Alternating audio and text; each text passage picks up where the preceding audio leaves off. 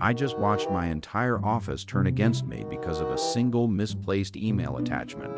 Everyone stared at me like I had personally ruined their careers, even though I was the only one who had actually done the work.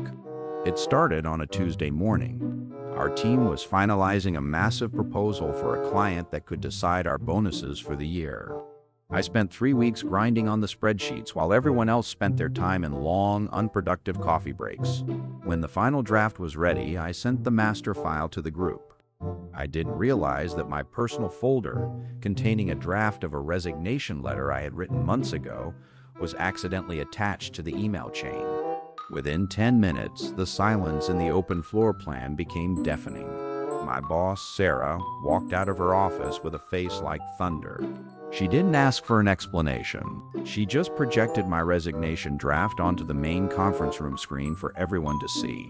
The room shifted instantly. My coworkers, who usually relied on me to fix their technical errors, suddenly transformed into an angry mob. They weren't mad about the mistake. They were insulted that I had ever considered leaving them behind. The accusations started flying fast. Mark, who never helped with the heavy lifting, stood up and shouted that I was a traitor who was just looking for an excuse to jump ship. Others chimed in, claiming my lack of loyalty was the reason the project felt so stressful. It was bizarre.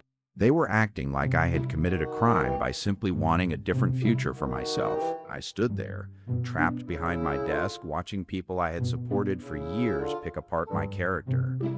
They blamed me for the project delay, the low team morale, and even the office coffee machine breaking down. I didn't try to defend myself. There was no point. Their anger wasn't really about the email or the resignation letter.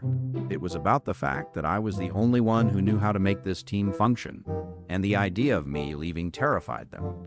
They needed a villain to justify their own insecurities. I watched them circle me, waiting for me to break, but I just felt a strange sense of clarity. I reached down and grabbed my bag. I didn't pack my desk. I didn't apologize. I walked over to the main server hub and unplugged the external drive that contained the only working version of the final presentation. The room went silent again. I looked at Sarah and told her that if I was such a liability, they should have no trouble finishing the presentation without my files.